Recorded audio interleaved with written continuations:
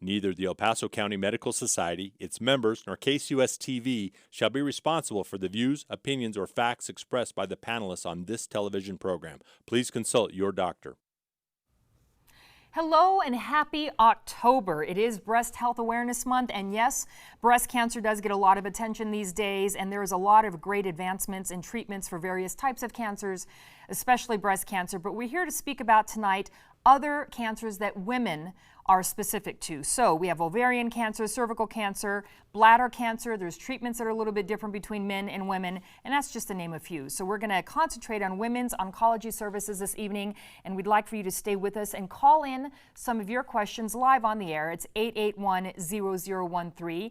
If you are a Facebook person, this show is streaming live on Facebook, and you're welcome to go ahead and put your questions there. Again, Facebook, just search the KCOS engine. And also on Facebook, we have the Rio Grande Urology Cancer Center on Facebook. You can also stream some questions there, and they can get back to that later, but that's also on Facebook. Just go to RGU Cancer Center on Facebook. And we also want to say a huge thank you to all of the kids, you're not kids, the medical students at the Texas Tech Paulo Foster School of Medicine for providing the medical students that man our phones, and also the El Paso County Medical Society for bringing the show to you each and every month. I'm Catherine Berg, and you're watching the El Paso Physician.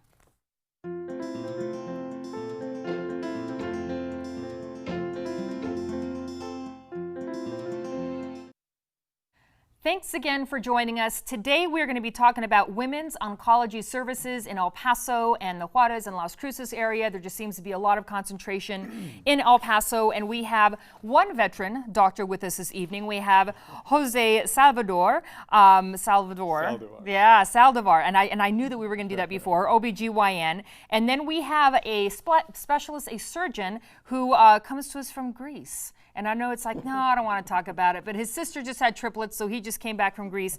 Here we go. You ready for the pronunciation? We have Konstantinidis. No, it was very good, actually. Kind of close, right?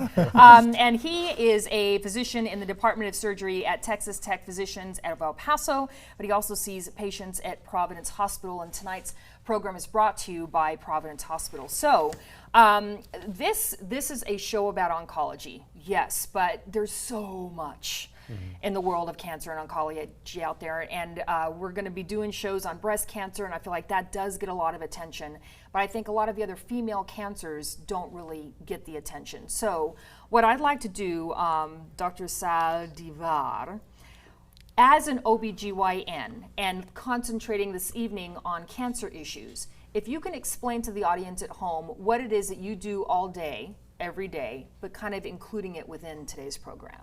Sure. So I'm a GYN oncologist, and so it comes from the field of little bit more training from the field of OBGYN. And so I like to say I take care of women with cancer below the belly button, and that includes ovarian, fallopian tube, uterine, cervix, indirectly breast, as I get a lot of breast referrals that have certain gene mutations that require care below the belly button. So we deal with the prevention, the detection, the treatment, and then the post-treatment and follow-up care of GYN oncology patients. Okay, so we're talking just GYN oncology this evening. And I'm always curious about mutations. I feel like I'm learning so much more about what it is and why it is that people have mutated genes. We don't really know yet, but there's a lot of research going on with that. So we're going to talk a little bit about that this evening too. Dr. K, and may God bless you for letting me call you Dr. K all night long.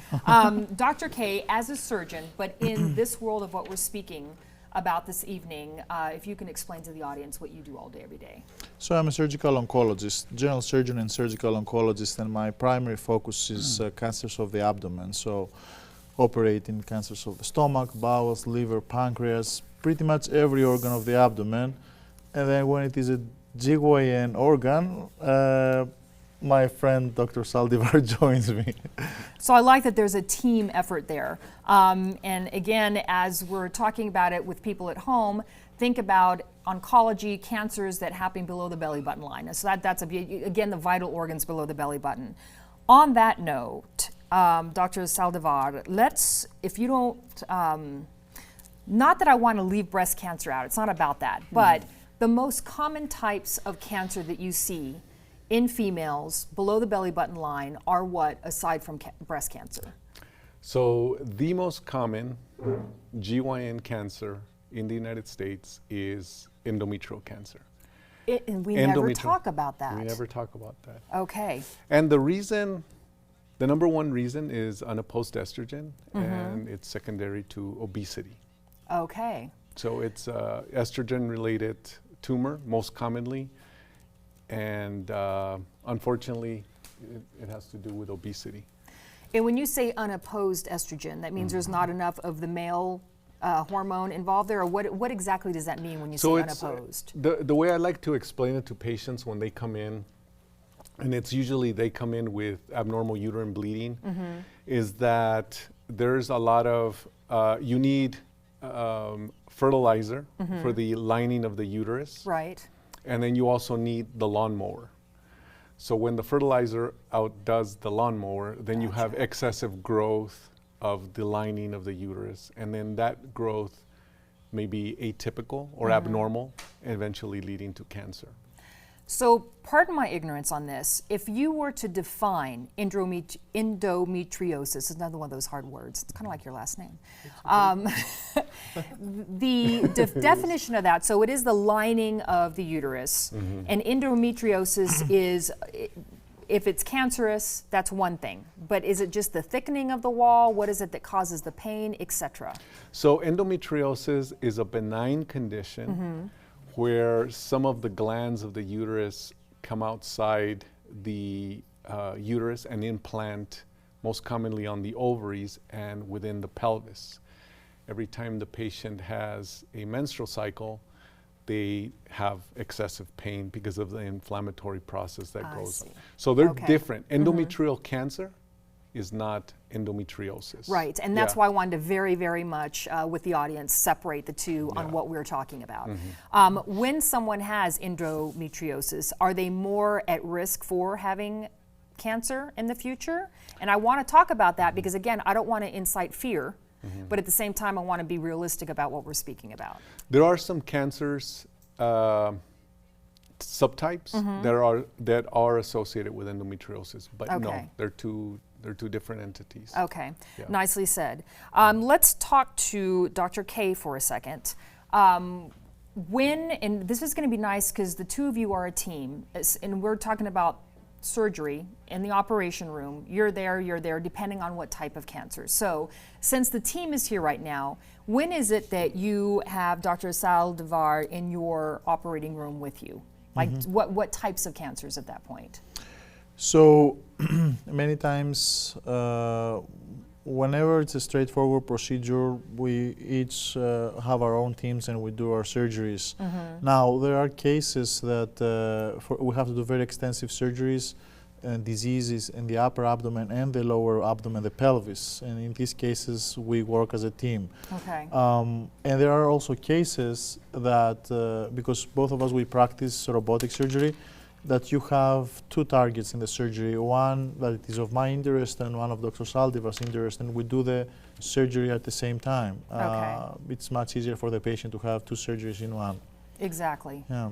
And that's beautiful too because it saves time, recovery time, I'm assuming. And I know that this goes further into some of my questions, but since we're on the subject right now of surgery, I would love for you to talk, and let's start with you, Dr. K, first. Talk about the types of, oh gosh, not tools, that's the wrong word, but for example, robotic surgery, and leading to what we are doing right now in 2019 and 1999, in 2019, and what you see going forward too. So right now, a lot of the below the belly button surgeries are being done robotically, but you are in charge. And I'd love for you to explain to the audience, what exactly does that mean? What are you doing in the operating room, and what is, I don't know which system you're working. I'm familiar with the Da Vinci system, but I don't know what system it is, so I want to be... I think you're pretty, you know very well, actually. Oh, good. You know, one of the things we have to explain to people is that when we're talking about oncologic care, the major breakthroughs the last decades were not from surgery. Surgery was good in the 2000s. We changed the tools. We make the surgery more minimally invasive, smaller incisions. We, with the robotics, we have more powerful cameras. We have the ability to use instruments that makes it for us an easier and more safe procedure. But the principles of surgery have not changed. Okay. What has really made improvement in the oncology is that we have more ways to treat diseases systemically. We have more chemotherapy options, targeted agents, immunotherapy. This has led actually to the most of the improvements in survival of the patients.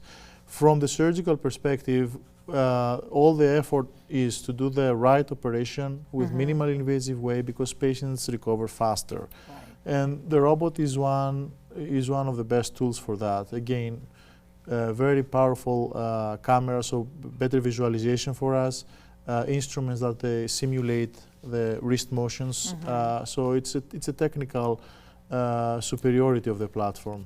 I remember, and it's been a couple of years ago now, when we first talked about, and again, I'll use the Da Vinci system, when they invited me into the room. It was not a real surgery, but they invited me to see how things were. And I think I have very slender, skinny fingers. But compared to that little tiny, and people that watch the show know that already, I remember being so fascinated by the tiny tweezers that are putting the sutures together inside. So it is without question.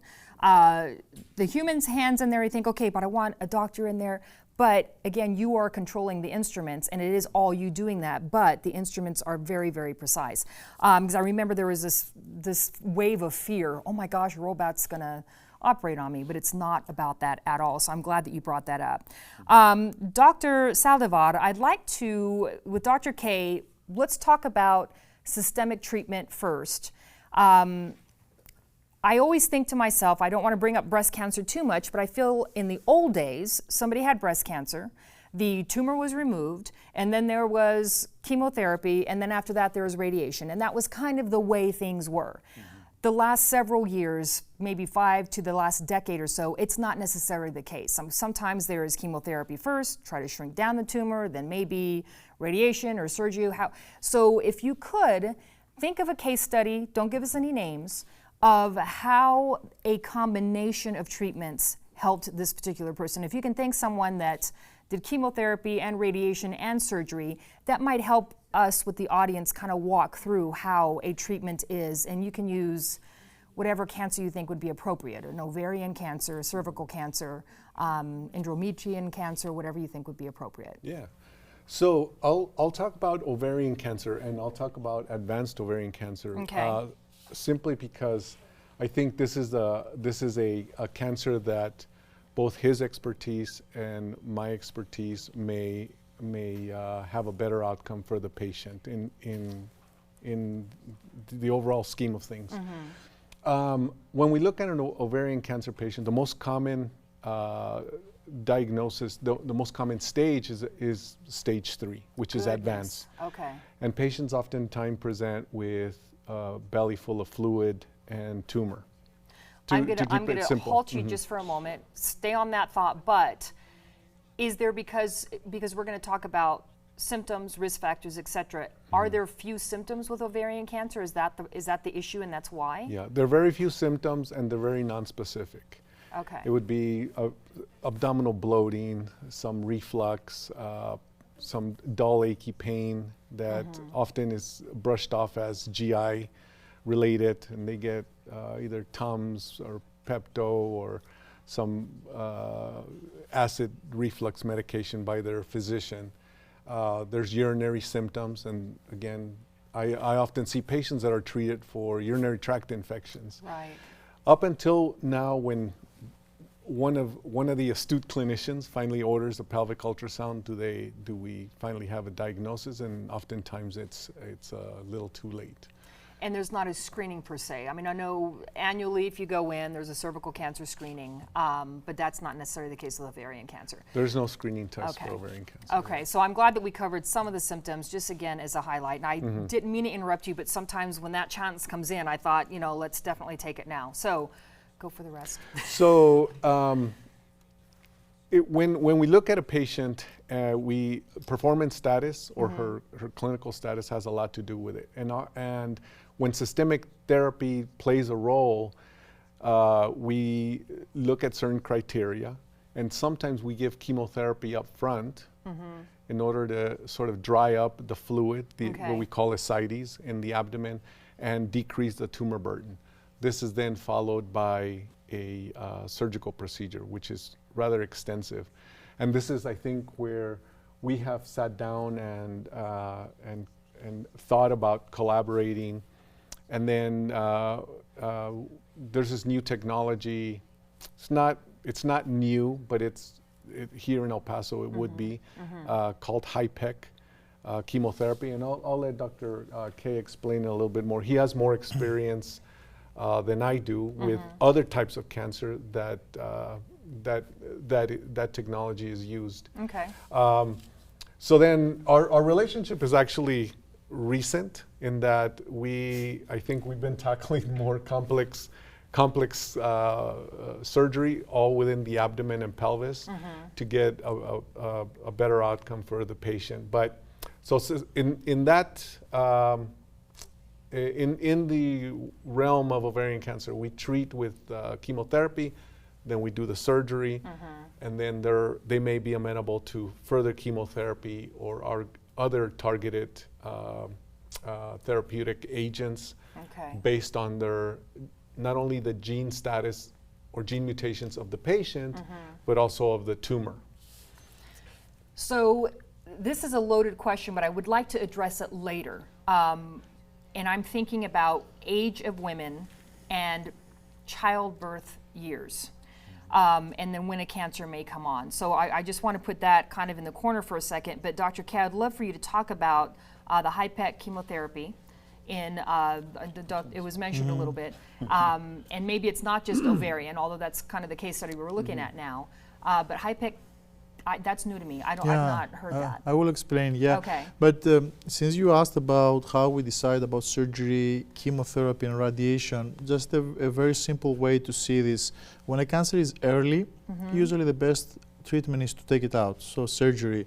When the cancer has spread, either regional, and usually these are the lymph nodes, or distant, then the chemotherapy has the role to control the systemic disease. Okay. And radiation is another mode of local treatment. And either you give it before the surgery to shrink things so you can resect, or you give it after surgery to prevent the cancer from coming back in the same spot. This is pretty much how... I'd love you to repeat that. So before, you're trying to get things to shrink so that the surgery is easier, and then afterwards, radiation is sometimes to treat, but more often to prevent. And I think that's so important that people understand that there is, even after the cancer is removed, there's still some futuristic prevention that's in play with what you do, and I think that's so important. For example, very simple, a very common example. You mentioned breast cancer. We do lumpectomies, so we don't remove the whole gland. Radiation in this case, after the surgery, has the aim to prevent a local recurrence, a recurrence in the gland. Okay. Very simple example for people to understand. Right. Now, high-PEC is a different story. Okay. Now we're talking about very extensive cancers, and then your abdomen. You can imagine the abdomen like a barrel. The organs are inside the barrel, but the lining of the barrel is what we call peritoneum. So there are some cancers: ovarian, appendiceal, sometimes colorectal, mesothelioma, a variety of cancers that we call them peritoneal surface malignancies. They spread in the peritoneum. Sometimes they don't involve the organs, or they involve them very little. So now the question is, do we go and remove all the disease? Right. Yeah, and then I will tell you that the old days, and not so old, people were just opening the patient and close. They weren't doing anything. Then we understood that with what we call cytoreduction, meaning removing all the cancer you can see with your eye, patients were doing better. The next step was, what about if we add some chemotherapy locally in the abdomen? That's the high-PEC. Now, high-PEC stands because it's locally in the abdomen. So Yeah. as the patient is open on the table, so to speak. You remove everything you see with your eyes, Okay. but there's always cancer cells that you cannot see Right, with your eyes. exactly. So the rationale was, if we give chemotherapy after we're done with removing everything we see, we can kill the cancer cells that are still on the lining of the abdomen, but we cannot see. And this is when HIPEC came into the game. I see. And we call it HIPEC because it is heated. It Okay. works better when it is in the higher temperature. And it is intraperitoneal. I know the name is a little difficult. And this, you know, there was a lot of controversy for a long time. The surgeon who popularized that was for appendiceal cancer, Dr. Sugar Baker. But then we realized that it's actually beneficial for people with other cancers, especially when they stay in the peritoneum. They don't spread in the lungs, they don't spread in the liver, in the organs, the solid So we're organs. talking about if it stays in the lining, so to speak, Yeah. of whatever organ that we're talking about, the organs that have, that Yeah. you can just envision mucousy type linings. And I know that's icky to say, but it's what we're talking about. So that's a beautiful thing. 'Cause we heard a little bit about this a couple of years ago, but I didn't understand what that was. So when we're looking at specific organs, again, below belly button line, when that chemotherapy is now displaced, is that looking at preventative going futuristically?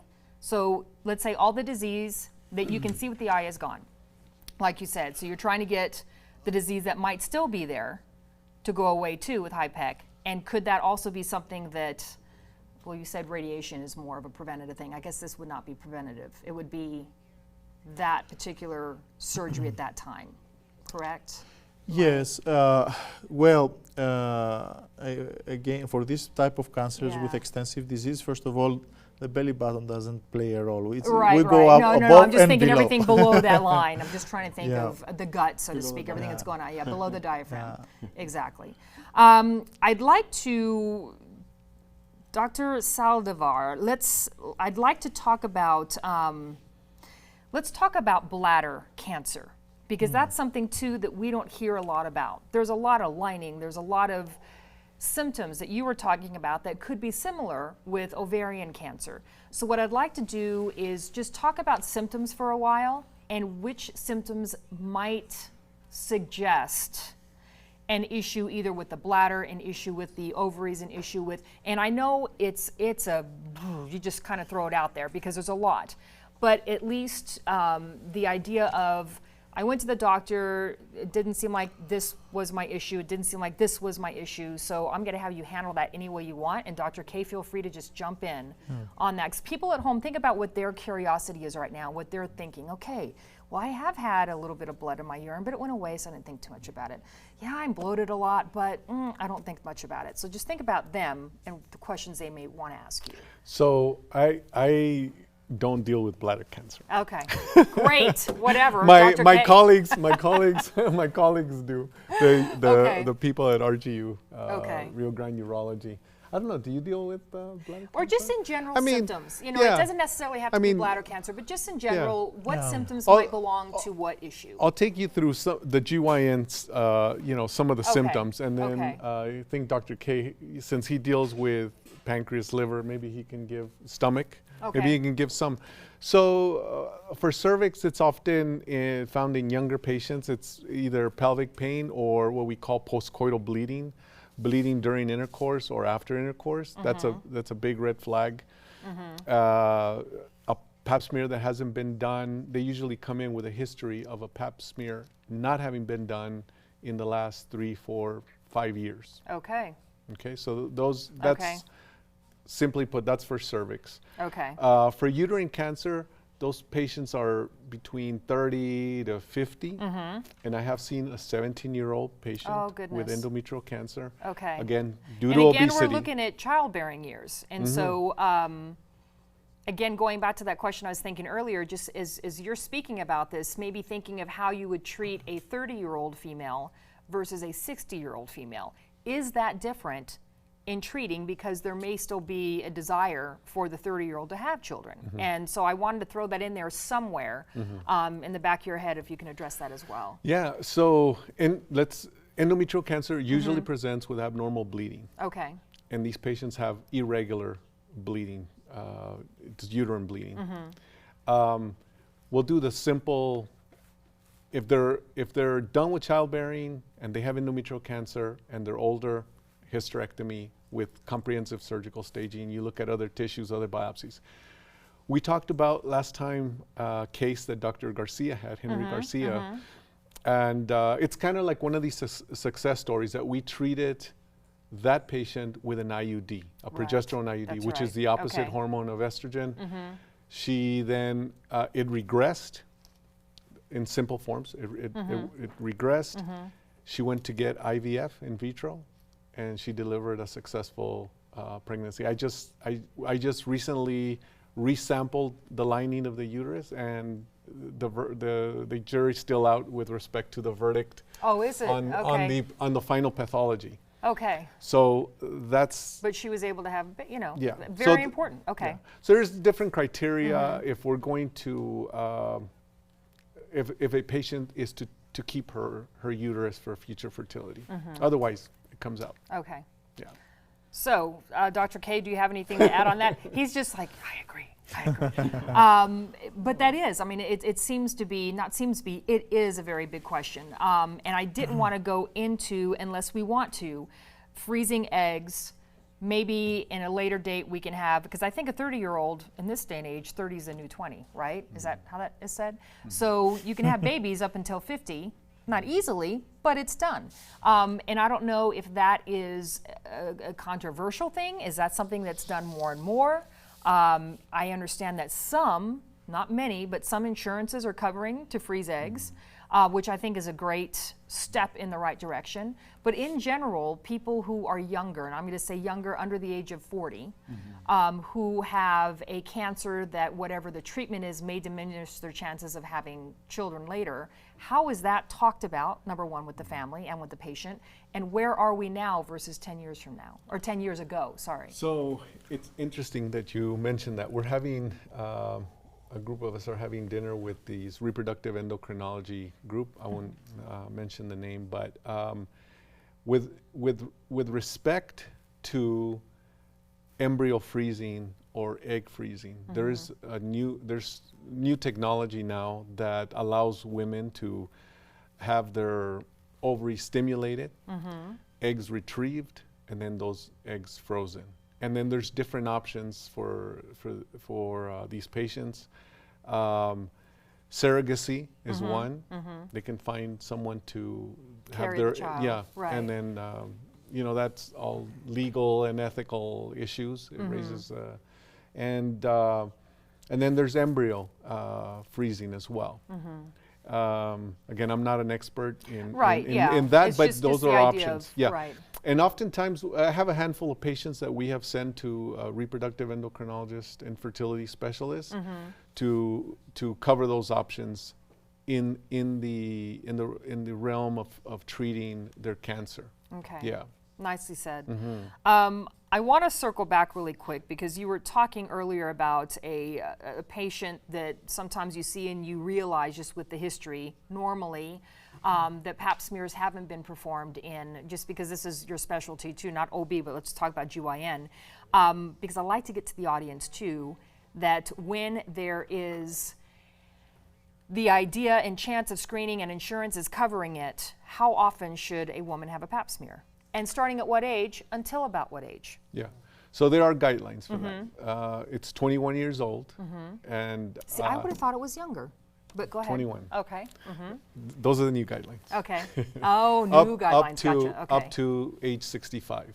If they Okay. and then again, there's all these little permutations and criteria, whether or not they're supposed to have them manually. It's usually after a normal one.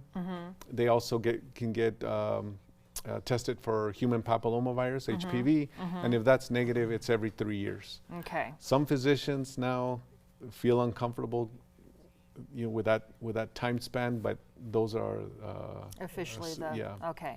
And there's always, and I'm just throwing this out there, and we have a disclaimer at the beginning and the end of the show. If you feel anything weird, just go check it out, even if you're not 21. I'm also going to use this as a little advertisement for HPV vaccination. So I have a 22-year-old and 16-year-old. They're both covered, but that's so very important that that is something that is available now. So it doesn't cover all cancers. It doesn't cover a whole bunch, honestly. And I'd love for you to talk about that. And Dr. K, we're going to get to you. I swear, he's like the GYN guy right now. Just hanging back. This is all good. I'm learning too some things. Yeah. But talk about the vaccination. And how important it is for, and I think that, again, starting at it, before someone becomes sexually active. On average, I believe it's 11 or 12 when that process starts. Feel free to correct me or tell me what the line of that thought is. So we now have Gardasil 9, which covers 9 different types of human papillomavirus for the prevention of HPV-related cancers. That's cervix, anal, oropharyngeal. This is a medical show. We're allowed to say all those words. And genital warts. Okay. Okay. The age that it's covered now, it's 9-year-old through 45. Gotcha. Okay. They upped the guidelines. It was up to 26 simply because most of the clinical trials were done between 9 and 26. Okay. The opportune time to do vaccination is 11 to 12 when the kids are going to go and get their other vaccinations, such as mumps, diphtheria, rubella, things like that at their pediatrician office. Yes, and I believe too that all the pediatrician offices at least now have that as an option. And just 3 years ago, I believe Gardasil, it was 3 vaccinations you had to get, but now it's only 2, right? Is that the case? If you start at between 9 and 11 and you do them, you qualify. You can do just 2. Okay. It's usually 3. That's a thing. Less shots. That's a good thing. Less shots. So start early. Less shots. Little bit less that you have to worry about going forward. Now let me just plug in for the audience. We're and it's something dear to me, and it's one of the reasons I went to get further training. I see young mothers in their 30s, and several of them that have succumbed to advanced cervical cancer because they didn't get their pap smears back then, and they leave a young family behind. And that's unfortunate in today's world. We're vaccinating people, and I know there's the big topic right now is these anti-vaccine groups. They're all over the place. Sorry. No, this is a medical program, so we don't want to be controversial, but this is a medical program. And if it's something that we believe that it is a matter of public health, this is absolutely the platform to talk about that. So I'm a strong believer in vaccines, 100%. And we're vaccinating for things that we're never going to see. I mean, when I've seen polio, but I haven't met someone that a recent diagnosis of polio. There's all these other things that we're vaccinating that we'll never see, at least here in the United States. At least in the United States. I'm a Rotarian, and that is our #1 international cause, is to eradicate polio. And so when it is available, absolutely take advantage of it. So I couldn't agree with you more on the idea of that. On that note too, since we're talking about female issues, always go get your mammogram too. So on your yearly exam, get your pap smear done and then get an order for a mammogram. Just do it. It's just, I have had a woman come up to me at a grocery store and said, oh, my mom was watching your show, so I thought I'd get a mammogram. She had cancer. She's fine now. But sometimes you hear it from somewhere and it saves your life, and that matters. Question here from the audience. So again, these are all the information. This is all the information we get, so we can only go with what we have. This is a patient who has been on birth control specifically for heavy periods. There's not, 10 years ago, but there's not an age. This patient has fibroids, formerly had thyroid cancer. The question is, should she have a hysterectomy? Again, there's not an age. Preventative methods to decrease risk of developing cancer given this history. So whoever wants to take that, Dr. K, I'm going to give it to you because I just feel like I haven't thrown anything your way for a while. Again, she's on birth control for heavy periods, so she is childbearing age. She has fibroids, formerly thyroid cancer, 10 years ago, so I'm assuming that at this point is okay. She wants to know if she should have a hysterectomy. again, this is all we have. So, Yeah, I'm afraid this one I'm going to pass it to oh, Sal there you go. All because right, of the Sal. hysterectomy part. Yes. Yeah, that's a good point. So I got to get some surgery questions. So again, Yeah. that has a lot to do with her age. Right, exactly. If she's done with childbearing, sure, a hysterectomy is an option. The birth control obviously was given to her for a conservative measure and to try to stop the bleeding. She needs an endometrial biopsy. Get an Okay. endometrial biopsy. If that's abnormal and it's not happening regularly every month, like her menses, get an endometrial biopsy. And You just gotta check it rule all out. out, Yeah, right. yeah. In my head, I'm just thinking if I'm sitting on the couch, and I think years and years ago when Angelina Jolie had a full mastectomy, bilateral, just took everything out. When you're looking at a hysterectomy, it's kind of the same thing, but as you would say, the regions below the belly button. Is there truly, because I know that there's controversy on that too, it's like, should we really take out all breast cancer, or not cancer, all breast tissues? Should we also just take away all women, female reproductive organs, so to speak? So what is the thought process right now in the medical field? Dr. K, you moved around a little bit on that. So, and I know it's a loaded question as well. So this is actually one of the things that we have to realize is that we know much more about the genetics of cancer than what we knew 10 years ago. So we know what mutations increase your risk of a specific cancer, and we know how much. You mentioned Mrs. Jolie, and she had BRCA1. Right. Her risk for breast cancer is so high that really you have to do bilateral mastectomies. And now the reconstruction part is covered. So that's a straightforward decision. For other cancers, we're getting more and more deep into the knowledge of genetics. For example, a few years ago, people didn't know that there is hereditary stomach cancer. Now we know that there are families that gastric cancer can run into families. We know which gene is mutated. We offer prophylactic gastrectomies. For other cancer, colon cancer, same story. People with very strong family history. So it's always very good when we talk about cancer to know what is your family history. Right. Which family members, what age. Cancers that appear in young age, always there is a high suspicion of genetic background. So, and then you do genetic screening and you see what mutations you have and you see what is the risk, and then you see all of your options.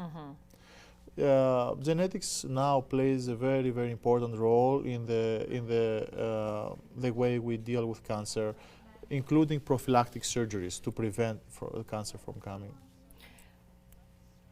Oh, genetics. So when we first talked about testing for breast cancer, and in my head, I just think that that's where it kind of all started. And then it came, now it's not just breast cancer, it's a lot of the female organ and a lot of the female cancers. It's great to know about stomach cancer. I did not realize that until you just brought that up. So again, questions from the audience. So who is it then that gets tested? That's always the million-dollar question. So it's not a screener. It's not something where, it's once a relative has had a certain type of cancer, that individual is the person that gets tested for the mutations. Tell me how that works. Or is someone who is healthy, does that person get tested for mutations? So this is that train of thought where I feel like years and years ago, we're like, everybody wanted to go out and get genetic testing, but it wasn't about that. It's the person who technically at that time had the issue, had the cancer. Is that correct? Yeah, well, okay. No, usually, I mean, you can test somebody who has strong family history even when he's healthy. Right, and then there's that reasoning for testing. Yeah. Okay. So we have guidelines for each cancer that are different. There are different age cutoffs. But the basic principle is the same. Usually, these are people that have multiple family members or close family members that they develop specific cancers in young age. Another example, pancreatic cancer. You have a first-degree relative who had pancreatic cancer in the 40s. This is you qualify for genetic screening. Okay. So usually this is the concept that you see: first-degree relatives or very close relatives, young age. and then these people qualify for genetic screening. Nice. And I really love that. When you say qualify, insurance companies too, because again, I know it's not fun to talk about insurance companies on the medical show, but that's very realistic to someone if they're going to get tested or not. So the qualifications, I feel like, are lightening up year by year by year, because at the end of the day, if you can catch a cancer early, it behooves the insurance company to pay for testing. Is that kind of the thought process in, I just think of Capitol Hill and people that are lobbying with insurance companies on what's going to be covered or not. So if there is, and let's talk about female cancers, if we could. Dr. Saldivar, if it is, I know, I always look at Saldivar. I know. Do you like the way I have this separated here? So I'm not Saldivar. You feel better. I used to pronounce his name wrong for a few months. I love it. And look, and now you guys are fast friends. I love it. Me too. I'm going to try it. No, actually I do, so I'm going to do it again, right? Yeah. Constantinides. Perfect. Close enough. But with genetic testing now, so mom, let's say I'm 52 years old. My mother died of lung cancer 25 years ago. That's not the issue. Let's just say, however, that my mother was diagnosed with breast cancer. Let's say my mother was diagnosed with ovarian cancer at the age of 48. So I'm 52, she's gone. When 48, is that an age where I thought, well, maybe I should be tested for female cancers because my mother was, with the medical field, would consider pretty young. Is that something that is realistic? Yeah, so Okay. like Dr. K was saying, you first want to test the affected individual. If they're And around. If they're around. And that's the thing. If they're not, right, then you may qualify for testing. Okay. And by qualifying, we look at clusters of cancers, say in your family. If you were the only one, now the field is open.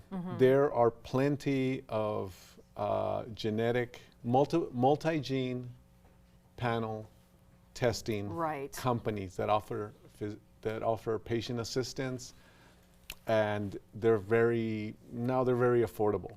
I think some range depending on your income between $30 to $200. and this is specific medical panel testing. Yes. Okay. And up to one company tests up to 100 genes. Now you have to be careful. Not all of them, what we call, are actionable. That means you can do something about them, even though you have a mutation. And this is cash price. This is not going through the insurance. So if you don't Right. have insurance, this is cash price. So it's very doable. And now you have what? I don't want to plug in, but there's 23andMe. Right, I did the 23andMe. I didn't want to go there either, but I'm with you. I was curious. I had a patient last week came in with a 23andMe with it said variant for BRCA1. We did a formal testing with one of these medical company to just verify that indeed that's what she had. Okay. And one of the plugins that I have, it's no longer enough to just test for BRCA1 and 2. Right, exactly. Like he was and that's saying, what you were saying, there's a panel it's now. a panel, Yeah. and they come with colon, may be associated with ovarian, in like what we call Lynch syndrome, or hereditary non-polyposis colon cancer, HNPCC, endometrial and ovarian cancer are the sentinel, are at times the sentinel cancer, the one you see first. It's not really colon. Right, right. So, and then of course, pancreatic, gastric cancer.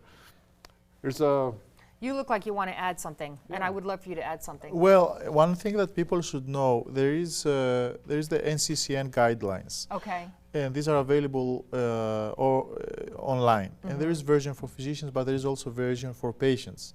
And these are actually very good guidelines because they have in detail criteria for genetic screening for the different cancers, details of treatment and everything.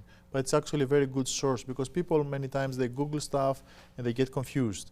So it's always good to look, the guidelines that we physicians make, the experts in the field. So tell me again, what would they search online? Give me the acronym again. NCCN. NCCN.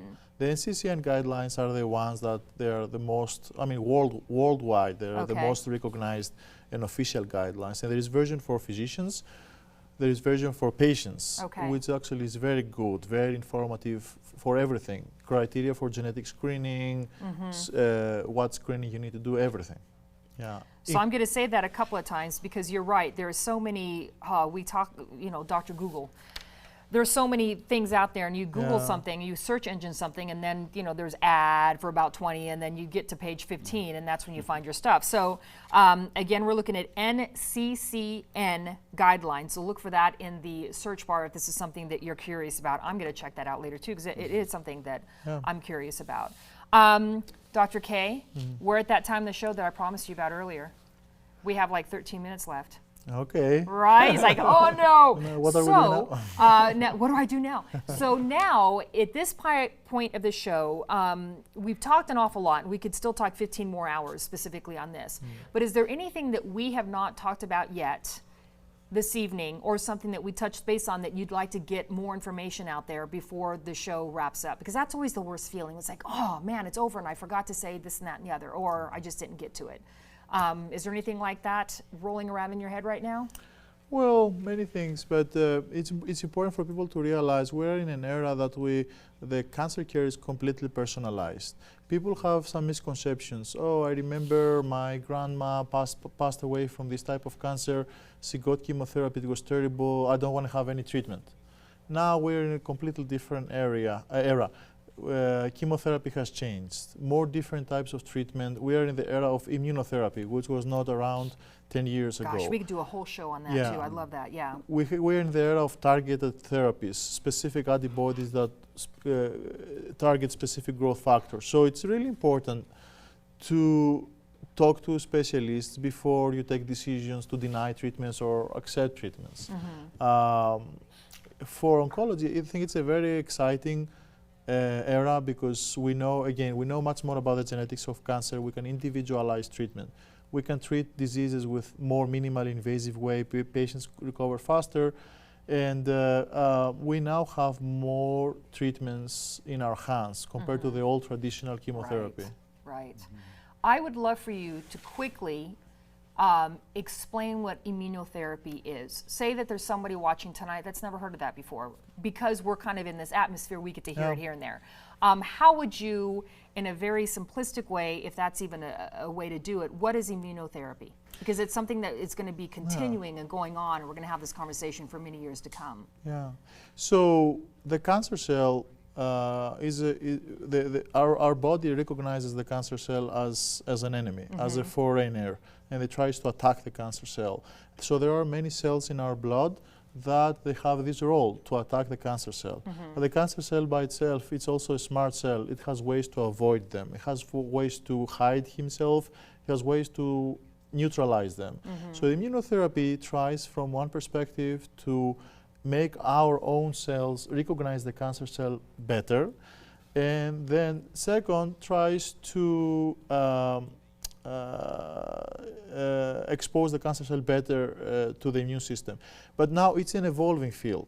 I come from City of Hope, which is big in immunotherapy. Now we're in the era that we started taking, for example, immune cells from your blood.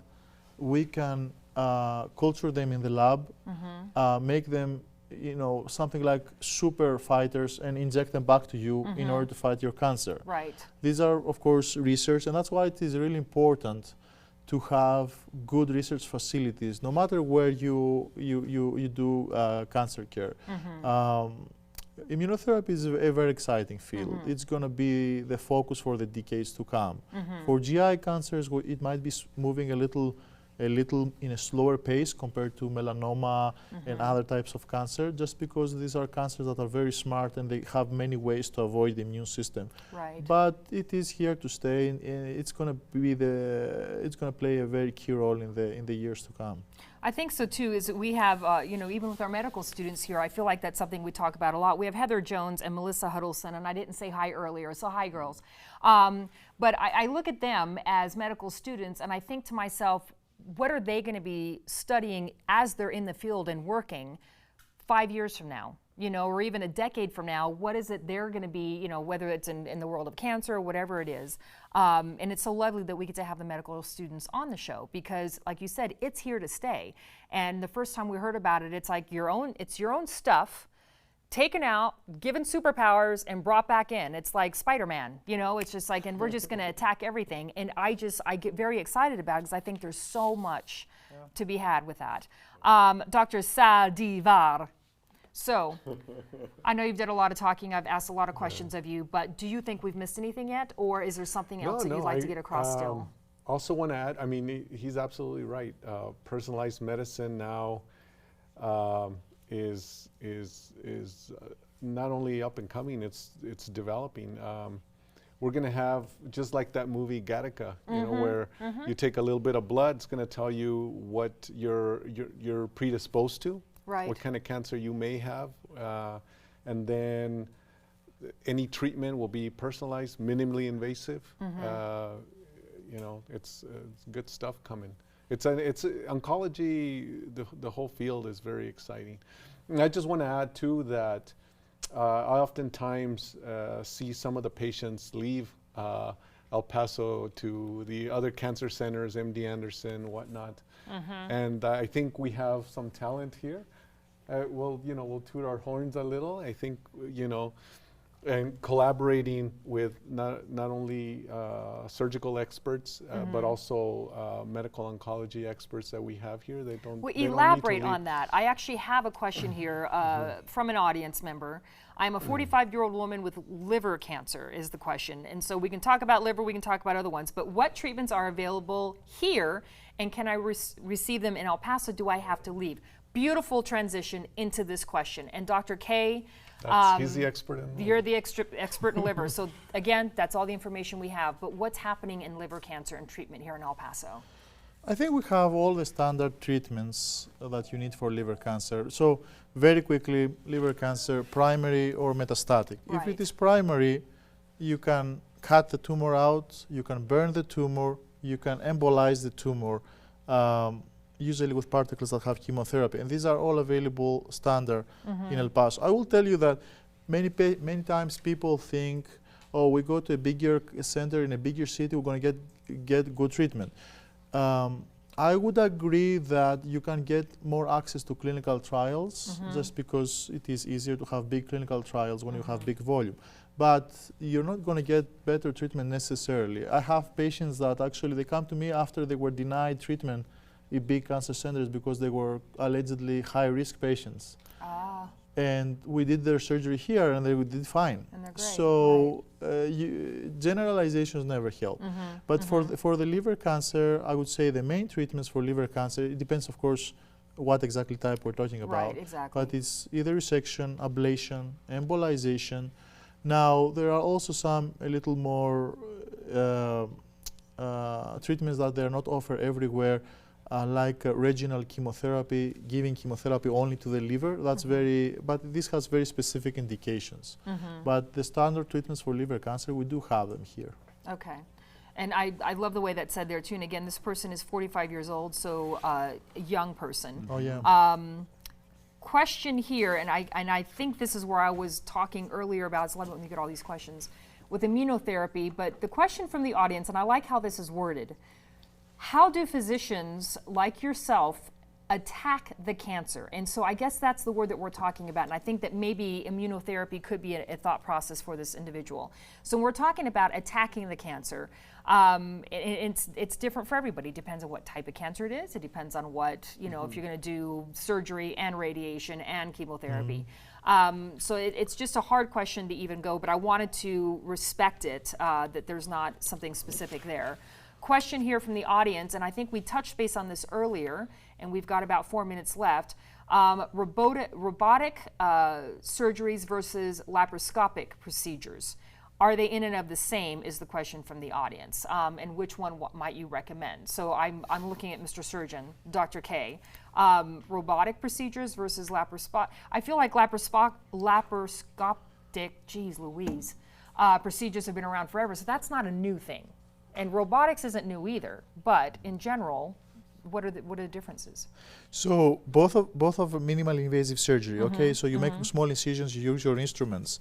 Robotics have some advantages, and it's technical advantages. So very powerful visualization, the ability, because of the instruments articulate, the ability to work in tight spaces. Now, you have a good surgeon and a straightforward and a simple procedure, the outcome is going to be the same. Robotics is a tool. The most important is to have a good surgeon. But you have a difficult, now I'll tell you something very simple. Gallbladder surgery, very common, right? A lot of surgeons do them. I do all of my gallbladders with a robot. Why? Most of them, they're straightforward, but there's going to be always the one that is very difficult because of adhesions, inflammation, and then is where the robot is going to make the difference. And then is where I'm going to be able to complete it with a minimal invasive, sparing the patient a big incision and a week in the hospital. And if we're talking about an elderly patient, probably risk for complications. Right, infections, all that stuff is just lessened in that area. Robotics is going up, laparoscopy is going down. These are the national trends for all procedures. And it's going to be, it incorporates other technologies. More and more we can do more things because the platform itself, it allows you to incorporate other technologies. You see fluorescence. In a few years, we're going to be able to see more things on the console that we operate. Dr. Saldivar actually is an expert in robotics, so I'll pass it on to him. One of the things that one of the new technologies is called Firefly. It's kind of like night vision. So we inject around certain structures, at least in the pelvis, and then we can see the lymph nodes to pluck the lymph nodes, and it gives us a cleaner tissue and kind of like see where the cancer is hiding for simplicity's sake. And see, this is the stuff I love hearing about. Yeah, and it's great. I think you use it in liver or so to kind of like localize the tumor and the blood flow around it. It's really cool. Next time we'll bring you some clips from surgeries. I would love that. I'm all about the toys. I mean, if you can bring toys on the table or graphics, I always think that's a great thing to do. Are we 2 minutes out? I just wanted to make sure. We're 1 minute out. Okay, great. So let me give you, again, if you're going to do a search engine on genetic testing type of questions, go to NCCN guideline. Just put that in the search engine and Google it. .org. .org. So it actually is a website. Fantastic. It's a website, Okay, so nccn.org is the website. I think that's great. You can always go to the American Cancer Society, cancer.org, nice and simple. And always be careful when you are searching online. The ads, just try to find something that's peer-reviewed. The .orgs are also a nice way of looking at something. .coms are usually it's a little bit of money involved, not always, but that's kind of the way that we look at things. You've been watching this on live TV and or Facebook. You can watch it again on Facebook. You can also watch this again on kcostv.org. Go to watch and then the programs. You can also see this on the El Paso County Medical Society website at epcms.com. And I want to say again, thank you to Heather and to Melissa for being our students here this evening. And when you do see these shows again on the websites, make sure that you know that it's always, there's shows from years going backwards. So we appreciate you joining us. I'm Catherine Berg, and you've been watching The El Paso Physician.